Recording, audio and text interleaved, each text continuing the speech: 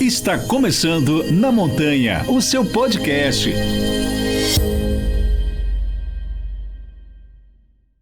Olá, bom dia, boa tarde ou boa noite, depende do horário que você está assistindo a gente. Esse é o Na Montanha, o seu podcast semanal. E eu sou o Ailton Zulu. Hoje eu estou recebendo aqui um dos grandes nomes do trail nacional. Um dos pioneiros, uma fera. Já ganhou tudo que vocês possam imaginar aí. Mas o grande legado dele não está somente em ser campeão, subir no pódio, e sim no que ele transformou a corrida de montanha. Ele é guarda-parque, pai de 3 filhos, casado com a Patrícia Querido. Ele é nativo de São José dos Campos, guia de ecoturismo em São Francisco de Xavier desde 1994. É atleta de trail run desde 2006. Ele foi campeão e recordista dos 80K da La Mission. Foi campeão da UD 160 km. Ele foi campeão do circuito longo da KTR em 2017. Ele foi vice-campeão do El Cruce em 2015. E aí, como ele não ficou feliz com o vice-campeonato, voltou em 2018 e foi campeão do El Cruce. Atleta de alma na montanha, montanha na alma, trabalhando como sócio ambiental na comunidade do bairro do Souza e São Francisco Xavier. Hoje ele é coordenador do Campo Escola Montanhismo. Eu estou falando nada mais, nada menos do que o grande Hamilton Miragaia. Seja bem-vindo, Hamilton. Obrigado, Zulu. Eu que agradeço aí. Obrigado pelas palavras e obrigado pelo carinho. Obrigado por ter convidado para o almoço, né? E estamos aqui para rever os amigos e abrir aquele belo bate-papo onde a gente tenta conectar as almas das pessoas. Legal, legal. Trazer você aqui hoje é uma grande alegria, né? Você saiu lá do bairro do Souza. Olha eu na montanha conseguindo fazer essa... Trazer a montanha. Trazer a montanha até aqui. Foi muito legal. Mais uma vez, obrigado por ter aceitado o convite. Você é uma grande referência para todos nós. Conversamos lá na pandemia, numa live, né? Foi muito bacana. Ali a gente estava todos enclausurados, sem poder sair, sem poder abraçar, sem poder fazer nada. E batemos um papo virtual ali e foi muito legal. Mas eu queria saber de você, Miragaia, como que surgiu esse contato, essa conexão com a montanha? Bom, a minha sintonia, né, com o trabalho de montanhismo, ele vem desde a década que você falou aí, da década de 90, né, que eu sou nativo de São José dos Campos, me mudei em São Francisco Xavier em 1992. Em 1994 eu montei uma empresa de ecoturismo, comecei a levar as pessoas para caminhar, fazer a travessia São Francisco Monte Verde, ver a Toca do Muriqui, comecei a trabalhar com a natureza. Esse foi o meu primeiro contato e que me deu o repertório hoje que eu tenho de conhecimento de trilha, né? Geralmente as pessoas saem da rua e vão para a montanha. Na verdade, eu já estava na montanha e a corrida foi lá e me encontrou. Eu falo que o caminho nosso foi diferente, né? E eu nunca gostei de competição, cara, assim, no começo das minhas aventuras, que eu achava que competir uma coisa meio que não é necessário. Eu era bem zen, gosto muito de natureza, né? E isso foi me proporcionando conhecer mais pessoas, até que um dia o desafio do Capri, que eu conversando com o pessoal aqui do Clube Alpino Paulista, os caras me falaram de corrida nas montanhas. Em 2006, um professor, que eu acho que vale até a pena a gente falar o nome dele, que essa pessoa, ele sim eu posso dizer que foi o pioneiro da corrida de montanha no Brasil, que é o Valdir Joel de Andrade. Hoje em dia, aquele desafio que tem em São Bento, Deus me livre, Na verdade, foi ele que começou esse desafio. Ele que foi, sei lá, o tutor do João, do Edmar. Ele foi a pessoa que me pediu para me fazer a inscrição do Celinho no El Cruce. Então, o Valdir Joel de Andrade hoje foi um professor de guarda-parque, é um engenheiro florestal, um cara que trequeava muito e maratonista de montanha. Ele me convidou para fazer o Desafrio em 2006, lá em Urubici. Daí lá eu fiz minha primeira corrida de montanha. Eu fiz 20 km subindo e ele fez 20 km descendo. E a partir daí eu tive gosto, comecei a ver que a corrida de montanha, eu prefiro falar corrida de trilhas, né? Porque não é todas as vezes que a gente consegue correr montanha, subir a montanha, né? Mesmo quando a gente corre em trilhas, que não exatamente é na montanha. Mas o trail running para mim começou a me desafiar nos tempos que eu tinha das trilhas. Se eu fazia um trekking em 4 horas para Monte Verde, eu queria abaixar o tempo, então eu ia correndo. E daí o esporte começou a surgir na minha vida e comecei a dar o valor necessário a essa modalidade dentro da natureza. E automaticamente tem as críticas das pessoas que mais um esporte dentro das trilhas, então eu tive que me aprofundar no trail running, me aprofundar nas questões de impacto ambiental das trilhas, para me ter coerência no que eu estava falando, e comecei a praticar. Peguei um circuito de corrida de montanha, aqui na época tinha corrida o circuito do Fábio, o Virgínio, que estava agora há pouco com a gente aqui, a gente foi amigo e adversário durante muitos anos.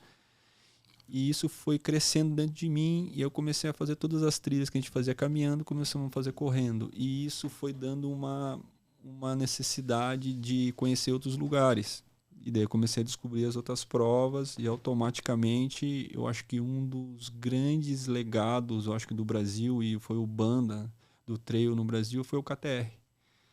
Quando surgiu o KTR, começou a dar a premiação em dinheiro. Tani.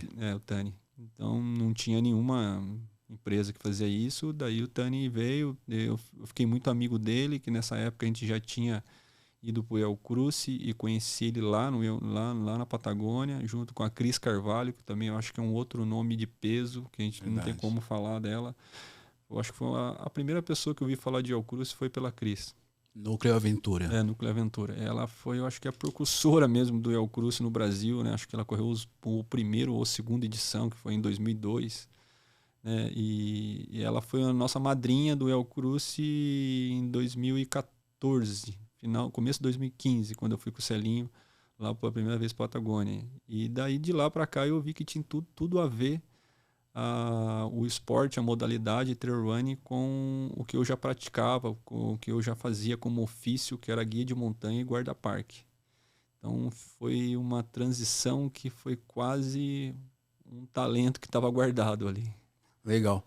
Miragaia, eu já vou direto aqui para 2016. Você é a primeira geração da seleção brasileira de trail. Você imaginava isso? Teoricamente, quando eu comecei a praticar o esporte, eu tive contato, né, com o Cidinho Togumi, que foi uma pessoa que iniciou, foi a primeira pessoa que chamou a responsabilidade em levar uma seleção para fora do país. E quando ele assumiu essa responsabilidade, eu treinava com ele, né, de levar uma seleção para lá. A gente tinha poucos atletas no Brasil que corria acima de 80 quilômetros. Né? E mais ainda, atletas com bons resultados. Né? Tinha poucos atletas com bons resultados, acima de 80 quilômetros. A corrida lá em Penedos Gerês, que foi a primeira seleção em 2016, foi eu, o Chico, o Fantasma e o Ivan. Eram os 4 masculinos que representou essa primeira seleção. Eu não imaginava que ia ser tão rápido. Eu não imaginava que essa conversa que foi em 2013, 2014, logo na sequência, depois de 2015, 2016, a gente já embarcaria para fazer a primeira ultramaratona em Penedos de Gerês, valendo mesmo pelo Brasil, né? Quando eu voltei em 2016 de Portugal, numa resenha lá junto com o Chico e com o Togumi, eu falei para eles, a gente devagando ali, quando será que a gente vai ter algum brasileiro entre os 10 primeiros do mundo. A gente tinha ficado em 15º, 16º. Nem o Sidney, e nem o Chico, e nem o Ivan, nem o Fantasma, ninguém que estava ali, talvez não teria a mesma oportunidade que eu tinha na minha mão. Porque eu tinha uma escola de montanhismo na minha mão. Eu tinha ali 20 moleques ali, zica, louco para ganhar de mim. Então eu falei para eles, em breve, daqui a 2, 3 anos, se a gente tiver categoria juvenil, os meninos do juvenil vai fazer top 10 antes da seleção principal. E foi o que aconteceu. O ano passado, o Aislan e a Camila fizeram 7º no Mundial na Itália. Então isso foi muito pouco tempo. Então, assim, muito pouco tempo a transição foi crescendo, e eu acho que fez isso crescer foi as pessoas que encurtaram o caminho, né? As pessoas que, igual a gente conversando agora há pouco com o Zé, foi esse legado, né? Esse conhecimento que a gente aprendeu, a gente não morreu com ele, a gente não enterrou esse conhecimento. Eu cheguei de Portugal já com a vontade na minha casa de fazer um campeonato no meu bairro. Daí, em 2017 eu comecei a fazer o desafio Pedra do On. Esse ano a gente fez o 6º desafio. E durante 6 anos depois que eu vim de Portugal, que foi o primeiro mundial de trail running, daí teve o primeiro mundial de skyrunning em 2018 na Itália. E isso foi me motivando de uma maneira tão rápida, me oxigenando tão rápido, que eu não tive tempo, Zulu, nem para parar para ver se esse caminho que a gente estava indo era tão certo ou tão errado. Eu tive que ir errando e aprendendo e ajustando a locomotiva para chegar onde ela está chegando hoje. Então, assim, não imaginava que ia ser tão rápido, mas o que fez as coisas tomarem essa transição e criar esse corpo, essa massa crítica, foi os pioneiros não terem enterrado o conhecimento, ter passado esse conhecimento para frente. É tudo muito novo, né, Miragai? É tudo muito recente. Quando a gente fala, nós não estamos falando de 1990, não estamos falando de 1980, nós estamos falando de 2008, 2010, 2014, 2016. É muito pouco tempo, né, para uma modalidade que está em crescimento ainda. Você falou sobre essa transição. Você acredita que vocês, aí eu posso falar os pioneiros que tiveram e ainda estão competindo em alto nível, sim, vocês facilitaram a trilha para essa nova geração que é extremamente talentosa? Usa um adjetivo que é acolhimento. Eu acho que o nosso acolhimento foi bom. Quando alguém está iniciando no esporte, você pode acolher ele de alguma maneira, como você falou, você recebe alguém na assessoria para dar uma orientação. Esse acolhimento nosso foi de uma maneira muito especial, que a gente não olhou o ser humano, só ele, só o atleta performando. A gente olhou o ser humano como um agente de conservacionismo na montanha. Qual a maneira de você conhecer um lugar? A consciência só vem com a convivência. Quanto mais atleta convivendo na montanha, mais consciência ambiental eu vou ter. Então, na verdade, o meu ponto de vista era isso, era levar as pessoas para a montanha para sensibilizar elas, para elas dar um valor maior pela natureza. Nem era performar tanto. Mas automaticamente, esses jovens que moram na zona rural, eles já são Zika Trayer. Eles já vão num lugar buscar uma vaca, um cavalo correndo. Eles já correm por natureza. Eu chamo de molecular, que o pai manda um moleque dar um recado lá. Manda um molecular lá. Vai lá dar um recado para sua avó, dá um recado para seu tio, vai lá na venda buscar uma manteiga que acabou e tal, não sei o quê. Então, assim, a gente tem essa convivência fácil em correr em ambientes de trilhas, de subidas e descidas. E isso não só que facilitou, mas esse acolhimento deixou que para eles o ambiente natural. Não foi uma coisa que a gente criou bicho de 7 cabeças e depois você tem que ter esse tal tênis, você tem que ter tantas horas de treino. Não, a gente deixou naturalmente, igualzinho a gente sempre conversou, que os moleques eram muito jovens, com 16, com 18 anos, querendo fazer prova acima de 20 quilômetros, e a gente segurou eles, né, para até não machucar. Porque pela cabeça eles vão até parecida correndo se a gente deixar. Mas a gente tinha que dar homeopaticamente e aplicando e mudando de fase conforme o desafio fosse aumentando, né? Então, esse acolhimento, ele teve ele teve assim a ferramenta certa, porque a gente nem exagerou de chegar a machucar ninguém e também não deixamos de acolher os talentos, igual o Aislan, igual o Juan, igual o Arthur. São talentos que estavam do nosso lado ali, né, Patreruani, que a gente conseguiu de alguma maneira acolher eles sem estragar a essência, que todos eles têm uma essência. Se a gente deixa essa essência de alguma maneira de lado, a gente vai ensinar só o mecânico, e só o mecânico não ganha prova e não traz felicidade. E esse mecânico é você treinar e ali aplicar questões técnicas e físicas, mas tem que ter alguma coisa além disso, que é a relação da convivência do cara com o ambiente natural de montanha. Então, se ele é apaixonado pela natureza, ele vai correr mais feliz. Então, a ideia é essa, é fazer a pessoa chegar num grau de êxtase, né, com aquele evento, com aquela participação, com aquele treino, que isso vire prioridade na vida dele, como um oxigênio, igual respirar. Treinar e respirar é a mesma coisa. Legal. Mas, Miragaia, esse seu projeto do Campo Escola, você com todo o seu legado, com todos os seus títulos, com toda a sua experiência, quando você pensou no projeto, você não pensou em alta performance, você pensou no ser humano, né? Você pensou em criar um projeto justamente para tirar a juventude de um caminho errado. Como que surgiu isso? Como que você teve essa sensibilidade? Então, esse insight, né, ele surgiu quando lá na nossa comunidade tem uma escola, chama Escola Pandavas. É uma escola antroposófica com filosofia diferenciada, construtivista, né, onde a gente olha o ser humano mais por completo. E o meu filho mais velho, Pedro, ele estava na idade entre 13 e 14 anos. Na época tinha o Rei da Montanha em Mogi, perto de casa. Eu dava aula nessa escola de vivências ao ar livre.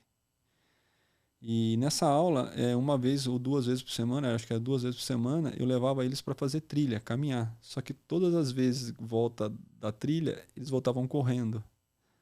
Né? E a maioria desses moleques eram os que davam mais problema na escola.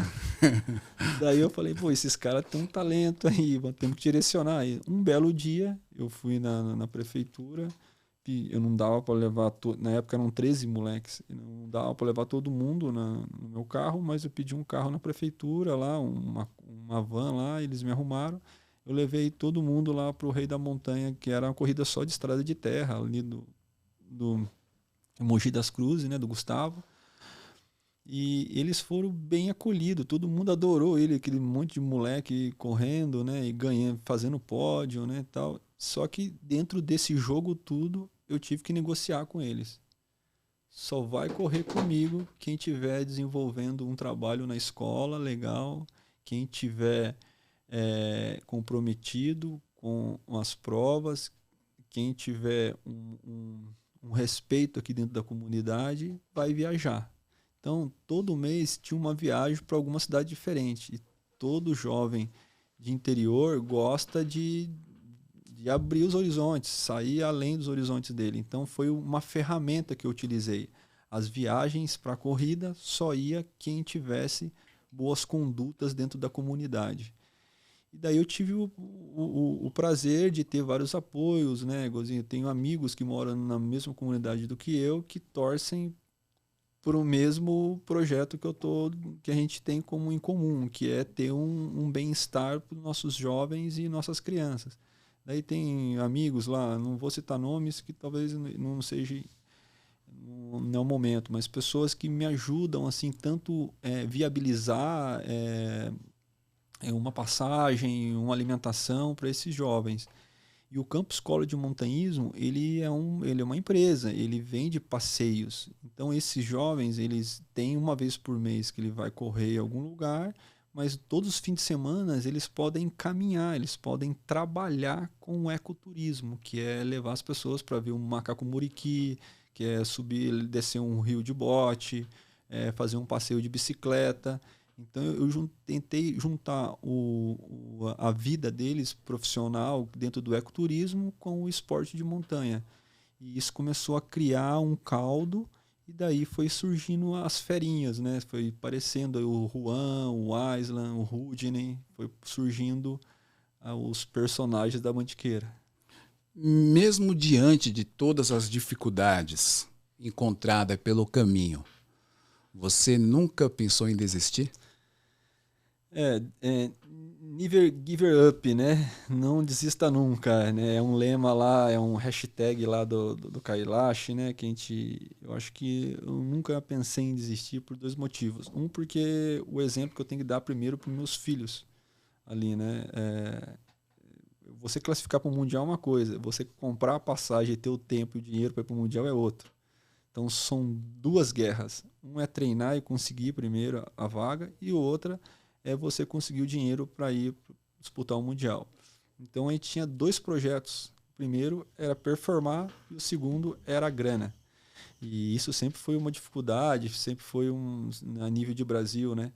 Mas ao longo desse tempo, né, desses 10, 12 anos, na montanha a gente fez um link de pessoas que realmente torcem pelo segmento, que torcem pelo meio trail running, corrida de montanha, né?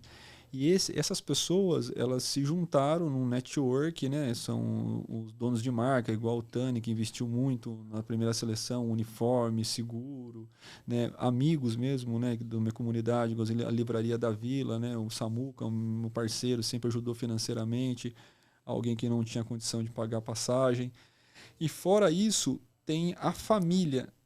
A minha família nunca deixou de acreditar que o esporte traz para dentro do nosso ambiente, da nossa casa e do nosso sítio, da nossa empresa, ele traz uma qualidade de vida, um bem-estar, né? Uma caminhada, corrida. E isso era o maior oxigênio. O legado nosso é a saúde, em primeiro lugar. O maior seguro-saúde é ter a saúde. Então, você treinar e trabalhar todos os dias, você já está na frente porque você está tendo a saúde.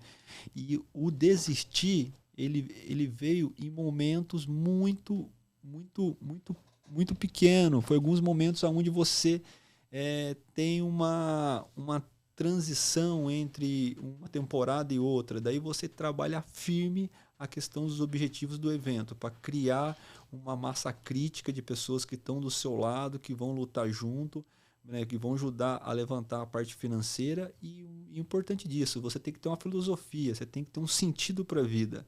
O meu sentido é todos os finais de semana estar na montanha com pessoas diferentes, com meus amigos, né, e criar disso tudo um conceito profissional, que montanhismo é uma profissão. Legal. No final sempre deu certo, né? Sempre deu certo, mas com bastante persistência. A fé nunca pode deixar de lado. Porque eu imagino, Miragaia, a dificuldade de um par de tênis, de uma mochila, de um suplemento, né, de tudo ali. É bem difícil, principalmente quando você tem vários jovens ali, né? Uma coisa é conseguir para 1, para 2, mas quando você tem 5, 8, 10, né? E você falou que em vários momentos pedir carona para ir para uma prova, a dificuldade. E uma das perguntas que eu mais fiz aqui, né? E eu complemento essa pergunta agora da seguinte forma. Você considera a corrida de montanha, o trail running, um esporte democrático? E se você considera ele democrático, nós vamos conseguir popularizar ele? Eu sempre achei que foi democrático. Eu sou da opinião que é o esporte mais democrático. Você pode correr até sem tênis, pode correr até descalço. Você não precisa ir lá correr no dia da competição. Você pode ir lá correr de segunda a sexta, se você quer praticar o esporte. Quantas vezes eu estava com 10, 13 alunos, eu ganhava 4 cortesia. E os outros não tinham condição de pagar. Então ia esses 4 aqui que ganharam a cortesia, que ganharam um cupom de 50%, corria a prova, E os outros 4 que não foram, os outros 6 que não foram, vão treinar em alguma montanha que tenha dentro do bairro. E eu acho que é uma que eu nunca vi como não fosse democrático. Lógico que existe um investimento nas provas mais caras, mais inóspitas, mas hoje eu tive o prazer de organizar algumas provas e tem uma prova tradicional que eu organizo todo ano no meu bairro. Hoje eu vejo um pouco o lado do organizador. Não tem como deixar de cobrar, porque você tem toda uma estrutura que se acontece da pessoa se machucar dentro da floresta, você tem que acionar toda essa estrutura, mesmo que você use ou não use ela está ali disponível para o atleta. As pessoas muito falam, não é democrático. Não é democrático que você já quer começar correndo um El Cruce, que vai pagar $600, vai querer começar correndo um Mont Blanc, você quer começar correndo um La Mission. Daí, realmente, para você chegar lá na ponta, você vai ter que começar primeiro correndo provas de R$200, R$250, provas de 12 quilômetros, 15 quilômetros, para você criar o seu condicionamento. Conforme o seu condicionamento for criando, você vai criar suas próprias condições. Você vai se privar de algumas coisas. Se você comia 3 churrascos por mês, vai comer um só e economizar dinheiro de 2 para você ir para uma prova. Isso é uma questão de prioridade. Na minha vida, eu sempre dei prioridade para isso. Para um equipamento bom, para um relógio bom. Então, isso é uma questão de valores. Então, eu crio primeiro, antes de criar acesso às provas, eu crio primeiro a filosofia no meu bairro. Independente das competições, vamos continuar treinando junto. Então, eu acho um esporte democrático, porque para andar de bicicleta, o cara já tem que comprar uma bicicleta. Um skate, o cara tem que comprar um skate. E corrida, você pode correr descalço, cara. Eu já corri descalço, conheço um monte de gente que já correu descalço. Então, assim, não importa, eu acho, para mim, o esporte mais democrático e mais fantástico na forma de transformação pessoal é o trail running, a corrida de montanha. Meu amigo Vitor, nosso amigo Vitor de Ilha Bela, adora correr descalço. Né? Vitor Carrara. Vitor Carrara, adora correr descalço. Sandália. Sandália. Conheci ele numa prova assim. Conheci ele na prova de São Francisco Xavier, no desafio. Da Serra. Desafio da Serra lá. E eu olhei e falei, meu, que cara maluco, né? Porque a gente está industrializado, né? A gente está acostumado na cidade. E é um grande amigo até hoje. Uma hora tem que trazer ele aqui. Eu já convidei. Ele falou que a gente precisa acertar essa agenda e eu vou acertar essa agenda com ele, que ele é um cara muito bacana, um profissional da área. Excepcional. Miragaia, de 2006 para 2023, o que mudou no trail? Foram 7 anos onde eu posso te falar que a gente lapidou o trail running e a gente fez o parto do Skyrunner. Porque não existe uma coisa sem outra. Podem falar o que for, mas o parto do Skyrunner foi dentro do trail running. Não existe uma coisa sem outra. É que as pessoas estão chegando agora não sabem a diferença entre uma modalidade e outra. Uma modalidade rápida aqui, grosseira falar, o trail running você pode correr em trilhas. E o Skyrunner você tem que chegar no cume da montanha de qualquer jeito. Você tem que fazer um cume da montanha, o sky. Você tem que chegar no céu e descer. E o trail running, exatamente, você não precisava exatamente chegar no cume da montanha. Você pode correr em torno da montanha, você pode correr em trilhas na praia, que não é montanha, pode correr em trilhas no parque, onde não é montanha. Então, isso é o trail. E daí, de 2016 agora, 2023, isso veio lapidando, veio surgindo um novo adepto a essa modalidade, que são o que fez a criar corpo, que são as pessoas que utilizou da modalidade como terapia. É esse que fez mais crescer o esporte. Hoje em dia eu me considero poucas pessoas na elite mesmo, de verdade, poucas pessoas na elite, uma grande parte das pessoas se preparando, né? E eu falo que os turistas, as pessoas que estão chegando agora, que vai entrar numa prova para fazer um combo, conhecer a Serra Fina. Se o tempo limite é 24 horas, o cara vai chegar ali próximo, o tempo limite, vai para conhecer a Serra Fina, vai fazer um passeio. Essas pessoas ajudam a sustentar o mercado, porque ela poderia estar pagando para uma agência fazer um passeio, mas ela vai lá e se inscreve numa prova para conhecer a Serra Fina. E esse cara ajuda a pagar a conta final ali do organizador e do cara da performance que vai ter o apoio. Então, hoje em dia, já tem essa pessoa. Era muito poucas pessoas que pagavam inscrições acima de R$ 500. Hoje o número cresceu muito mais das pessoas que pagam a inscrição acima de R$ 500. Por quê? Porque o cara já compra o combo, o cara já compra o passeio de conhecer a Serra Fina, o passeio de conhecer a Pedra do On, o passeio de conhecer São Francisco Xavier. Então o cara compra isso. Então, assim, é essa massa que sustenta o Mont Blanc. Você olha no Mont Blanc, 17 mil pessoas correm, mas não é as 17 mil pessoas que são atletas. Então, assim, vão correr ali 2, 3 mil pessoas na ponta e o resto das pessoas vão trequear durante o Mont Blanc. E está acontecendo a mesma coisa na Serra Fina, está acontecendo a mesma coisa na travessia Marins Taguaré, está acontecendo a mesma coisa na travessia para Monte Verde. Então, o número de pessoas que estão fazendo a travessia correndo ou pelo menos trequeando, que eu falo aqui, poucos zeram a subida, só a elite. Mas o cara fazer um trekking rápido, que eu chamo de trekking urso, bem encaixado, esse tipo de adepto é o que mais está crescendo. As pessoas que estão aprendendo a caminhar em trilhas e querendo ser o mais rápido possível. Que nem é corrida e nem é o trekking. É o hiking rápido. É o caminhar rápido. E essa modalidade cresceu. Que eu falo que é a que mais cresceu. Porque todo final de semana eu atendo 2, 3 casal que estão indo lá para aprender a usar bastão e caminhar na Pedra do On. E isso não existia em 2016. Nem bastão as pessoas tinham direito. Você lembra, Zulu? Verdade. Nem a gente usava no máximo, era um pedacinho de bambu. Então, quantas vezes eu larguei a Serra Fina sem bastão? Então, agora não. Agora todo mundo tem um parzinho de bastão, todo mundo tem uma mochilinha de hidratação, todo mundo tem 2, 3 par de tênis de marcas diferentes que hoje dá para você escolher. Antes era só Salomon e acabou.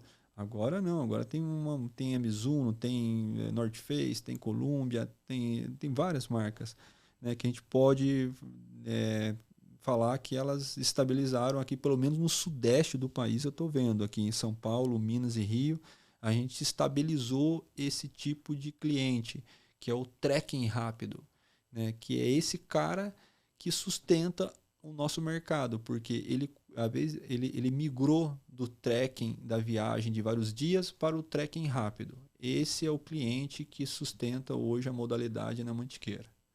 Legal. Você falou sobre crescimento e eu sei que você tem um engajamento muito grande com o meio ambiente. Esse crescimento, ele tem tido esse cuidado de replicar para essas pessoas a importância de o menor impacto possível na trilha? Também falando já da visão do organizador, né, não só do atleta, né? Como atleta, eu vejo que a convivência traz a consciência. Quanto mais montanha o cara faz, mais consciência ele vai tendo. Isso, sem dúvida, eu posso te falar que isso acontece. Quanto mais montanha o cara faz, mais consciência ele tem do meio ambiente, sensibiliza. Agora, do organizador. O organizador, ele faz uma corrida aqui na fazenda, perto de Guaratinguetá. Sobe uns eucaliptos, sobe uns pastos, coloca 1.000 pessoas, 2.000 pessoas, tal, baliza a prova, beleza. Tem um impacto, mas é o mínimo, porque ali já é impactado, já tem a plantação de eucalipto, já tem gado. Agora, quando você vai fazer uma prova na Serra Fina, que é um lugar que um terreno sensível, acima de 2.000 metros de altitude, né, um lugar inóspito, que além das questões de endêmico, que tem plantas que só tem naquela região, que não tem em outros lugares, que é a nascente de vários rios Arioca, vários rios que vão para o Vale do Paraíba, Paquelus. A Serra Fina já é um evento que não pode ser feito no verão. É proibido ser feito. Ela nem pode caminhar lá no verão. Hoje em dia está bem claro isso lá na Serra Fina. Que ela fecha em outubro e abre em abril, para exatamente não ter o verão. E isso não aconteceu há muitos anos atrás. Lógico que o processo da Serra Fina foi logo depois do incêndio, teve um incêndio na Serra Fina, então acelerou o processo de conservacionismo. Mas eu posso falar a mesma coisa em relação ali na minha região, de São Bento, Sapucaí, Monteiro Lobato, por exemplo. São Bento, por exemplo, que teve agora o Indomit. Só foi realizado nessa época, que era um final de verão, começo de outono, porque a prova ela é feita 70% em estrada de terra e pasto, que se ela foi se feito dentro do MONA, dentro do lugar preservado, ela não poderia ser feito. Não daria. Não daria para ser feito. Você a travessia São Francisco Monte Verde, o desafio da serra, ele não pode ser feito no verão. Ele tem que ser entre o inverno e a primavera, no máximo ali no início da primavera. Então, assim, a consciência ambiental, mesmo que os organizadores não tenham tanta consciência, a filosofia e os próprios atletas, eles vão exigir uma qualidade e um nível de consciência ambiental daquele organizador. Legal, isso é verdade. Essa sensibilidade, né, da gente passar e eu passo por várias trilhas e não é nenhuma crítica às outras modalidades, tá, Miragaia? E quem está assistindo a gente. Mas o fato do cara achar que ele pode comprar uma moto, ir lá para a trilha, fazer o que ele quiser, um Jeep, fazer o que ele quiser e não pensar no impacto que ele está causando naquele lugar, é porque ele está pensando só naquele momento. Sim. Ele não está pensando como você pensa que o seu filho vai querer usar a trilha daqui 10, 15 anos. Né? Então, acho que cada vez mais a gente precisa ter essa conscientização, essa sensibilidade, essa preocupação e replicar essa informação. Né? Porque você percebe a trilha limpa. Lógico, é o natural. Mas se estiver cheio de sujeira, você vai falar, o que aconteceu aqui? Porque existem pessoas que ainda, culturalmente, não entendem que ali não vai passar ninguém recolhendo aquilo. É lógico que existem voluntários que vão lá, pegam os lixos. Né? A gente tem um grande exemplo do Everest. Sim. Quantas toneladas Lixo, por ano? Então, paga-se milhares de dólares para subir uma montanha, mas a consciência ambiental fica de lado. Miragaia, você tem ali no bairro dos Sousas um celeiro de talentos. Né? O seu maior legado e a sua maior vitória são esses meninos? Eu não posso colocar toda essa carga de legado ou vitórias ou conquista em cima deles, mas assim, eu acho que uma boa parte da filosofia que eu gostaria de passar, né, dentro da nossa metodologia do Campo Escola de Montanhismo, que é consciência pela convivência, né, de conviver com as pessoas e criar consciência daquilo tudo que a gente está tendo contato. O maior legado foi as pessoas acreditarem que dá para ganhar dinheiro com a floresta em pé. Não precisa tirar uma árvore, não precisa deixar um lixo, não precisa se matar no verão, não precisa você criar artifícios onde a montanha tá saturada e você ainda quer entrar. Então, o meu maior legado nos Sousas hoje é a educação ambiental e o respeito pelo próximo, cara. Acho que isso foi o maior legado que eu coloquei dentro dos atletas de performance hoje no bairro dos Sousas e São Francisco Xavier. Eu acho que alma na montanha e montanha na alma é você ter a natureza como o seu altar, cara. Assim, você tem que criar ali um vínculo de sinergia onde você se alimenta a cada respiração que você está lá. Então, eu acho que esse respeito pela natureza como um altar, como um templo, como um santuário, isso deu para mim a satisfação pessoal de falar assim, não, a gente criou o nosso estilo de corrida.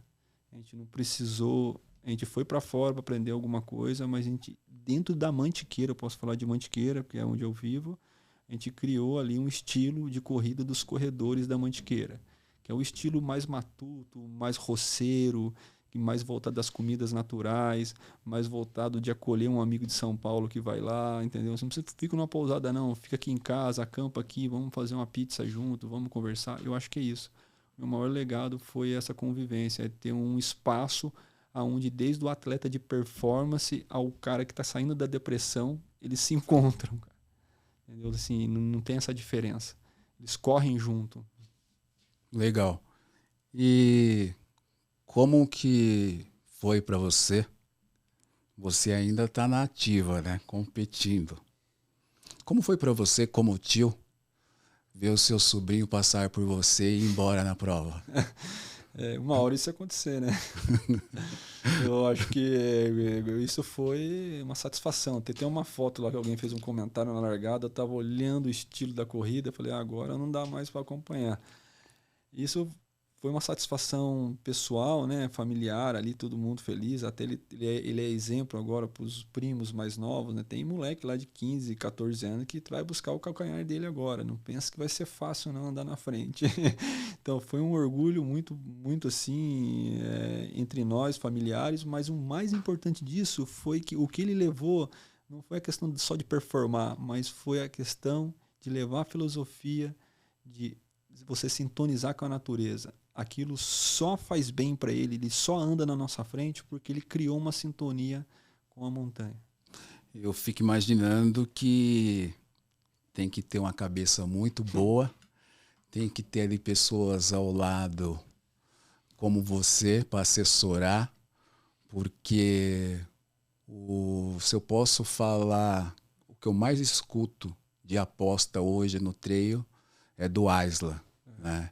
Ele é um nome que todo mundo fala. Se o Brasil vai despontar mundo afora, montanha afora, é esse garoto de 20 e poucos anos que é destemido e corre como um menino, né? Sim, é a ideia, né? Não perder a alegria para correr. Isso aí não pode perder nunca. O prazer, a alegria, a paixão pelo esporte, né? E aí que eu sempre falo, a humildade, né? A humildade abre portas. A humildade abre portas, ela sela amizades, ela cria um conceito de compartilhamento. Isso tudo está na humildade.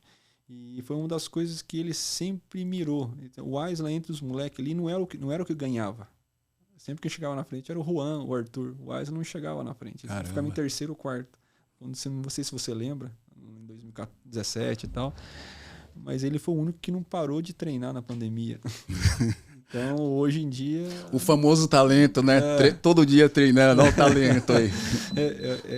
Tá conectado com isso, né? O respeito com ele mesmo, né? E ele vai ser lógico, né? Ele já é hoje em dia uma referência, né? De tempos até 21, 30 quilômetros. Mas tem um legado vindo atrás. Ele tem um legado que está sendo treinado para ir atrás dele e ele sabe disso. E ele só vai conseguir ajudar desde o momento que ninguém ganha nada sozinho. Para a gente ganhar o primeiro lugar, tem que ter todo o pódio ali dos 5 colocados. Então, assim, o respeito mútuo entre nós está sendo uma coisa legal de ver. Esse ano eu cheguei a umas 3 provas lá, que a gente chegou junto, que ele chegou na frente, que eu dei para ele os parabéns. Eu tenho certeza que ele vai manter essa ponte viva e muita gente está vindo atrás aí para manter esse legado de campeões. Eu falo que é o celeiro de campeões da Mantiqueira. Tá chegando. Legal, legal. Que a gente acaba torcendo muito aí. Miragaia, eu teria aqui muitas histórias, muitas resenhas, porque a gente já conversou muito. Eu vou ter que trazer você aqui novamente, porque a hora voou, né? Agradecer você por ter aceitado o convite. Você sempre nos recebe muito bem lá na Pedra do On. Quem quiser subir montanha, vai lá na Pedra do On, que dá para brincar bastante. Eu gostaria que você deixasse aí uma última palavra para as pessoas que estão te ouvindo, te assistindo, suas redes sociais, seus apoiadores, fique à vontade. A minha família, né? Minha esposa, meus filhos, e dia 23 de julho a gente vai ter lá em casa 18 quilômetros com 1.500 positivo. Tá todo mundo convidado. Caramba! Tá todo mundo convidado e agradeço as Três Corações que nos apoiam, a Livraria da Vila, ao Campo Escola de Montanhismo, @Campo Escola de Montanhismo, nosso Instagram, a Milton Miragaia também no Instagram e no Facebook. E agradeço você pela oportunidade de ter lembrado da gente. A montanha veio para São Paulo dessa vez. Que legal, eu lembrei e a gente faz o convite E fica torcendo pra Dá certo. dar certo. E deu certo trazer você lá do bairro do Souza, lá de São Francisco Xavier. Pessoal, esse foi Hamilton Miragaia, uma das feras do treio. Valeu e até a próxima. Namastê. Obrigado. Eu quero aqui fazer um agradecimento especial aos nossos apoiadores. Autoescola Ideal Suzano são 27 anos de comprometimento e respeito. A 2R Ar-Condicionado para sua empresa ou para sua casa, ar-condicionado é com a 2R. LA Studio, você que é fabricante de roupas e quer ter estampas exclusivas para suas peças, a LA Studio vai atender você com exclusividade e excelência.